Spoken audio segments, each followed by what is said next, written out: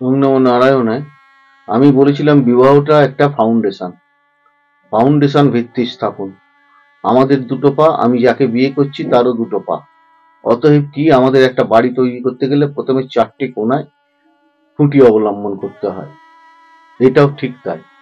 বিবাহ ক্ষেত্রেও একটা জীবনের মেন পার্ট, এটা মনে রাখতে হবে। অতএব আমরা যে বিয়েটা করব শুধু মাঙ্গলিক দোষ চিন্তা করে কিন্তু বিয়ে করব না। শুধু মঙ্গলকে একাদশী করবেন না। এখানে এখানে মেলিফিক প্ল্যানেট যেই থাকুক না কেন অশুভ প্রভাব আনবে।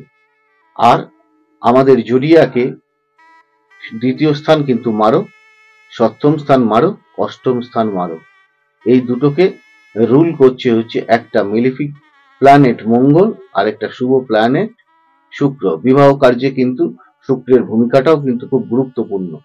আমি এর আগে কোনো একটা এপিসোডে আপনাদের বলেছি, মঙ্গল হচ্ছে আমাদের উত্তেজনা কারক, টেম্পার গ্রহ, আর শুক্র হচ্ছে লিকুইড বাট একটু হার্ড, আর হচ্ছে শুভ গ্রহ।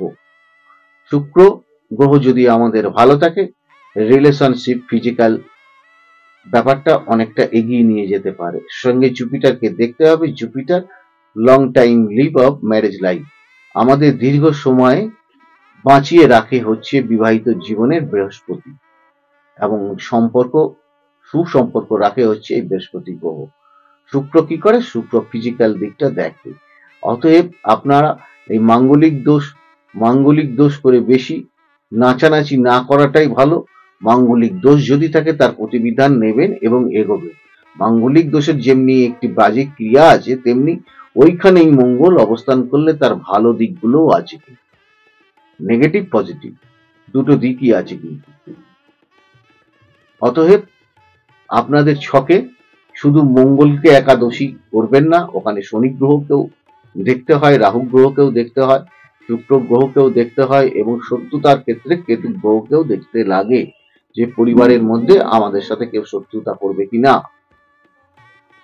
তারপরে প্রথম কথা হচ্ছে রোগ শোক তাপ আসবে কিনা। বিয়ের পর একাধিক রোগের সৃষ্টি হয়, সেইগুলোর দিকেও নজর দিতে হবে। অতএব দ্বিতীয়টা কি কেন ধরা হলো? দ্বিতীয় ব্যয় স্থান, আত্মীয় রিলেশন।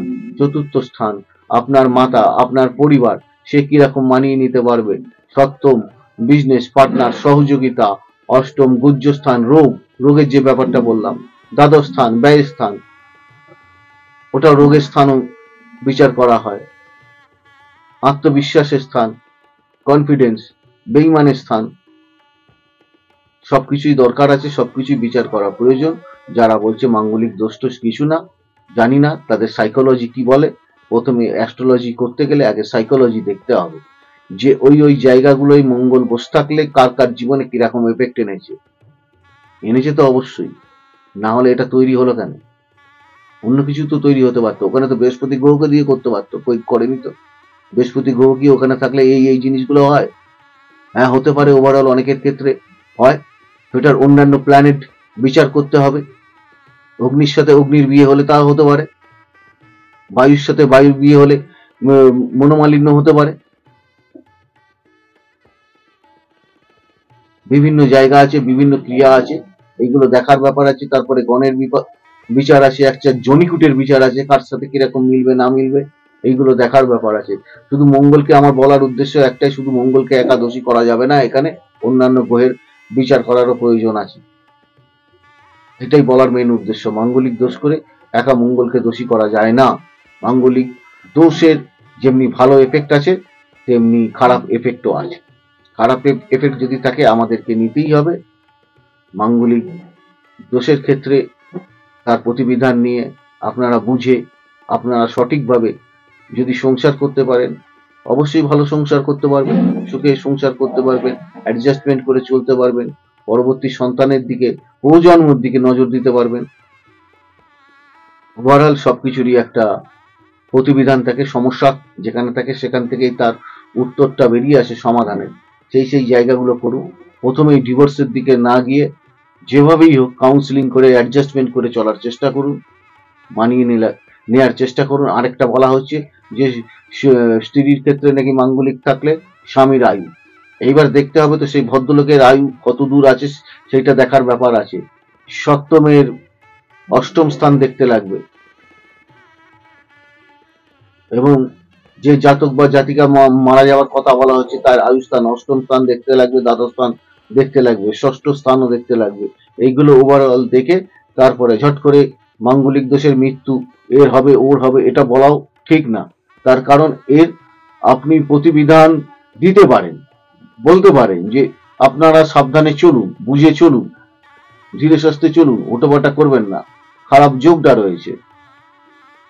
হতে পারে আমি একটা ছক করেছিলাম আজ থেকে প্রায় 27 বছর আগে, যে ছকটা করেছিলাম সেটা তাহিরপুরের এক ব্যক্তি, তখন তার বয়স ছিল বোধহয় 3 বছর কি 4 বছর। সে আমাকে ফোন করে বলছে, মহারাজজি কই আপনি তো এখানে মাঙ্গলিক দোষটা লেখেননি, এই বিয়ে হয়ে গেছে 7-8 মাস হয়েছে, এখন বোধহয় বিবাহ ক্ষেত্রে বোধহয় কিছু একটা গোলযোগ চলছে। তো সে লিখেছে আপনি লিখেছেন ম্যারেজ লাইফ খুব সুখের না, কিন্তু মাঙ্গলিক দোষটা লেখেননি। আচ্ছা 3 বছর বয়সে কোনো ছেলেকে টিকুজি কুষ্টি করলে ওখানে কি মাঙ্গলিক দোষ লেখা উচিত না উচিত না? মঙ্গলের তো দোষ হয় না কোনো, মাঙ্গলিকের আবার দোষ কি? মঙ্গল মঙ্গলই,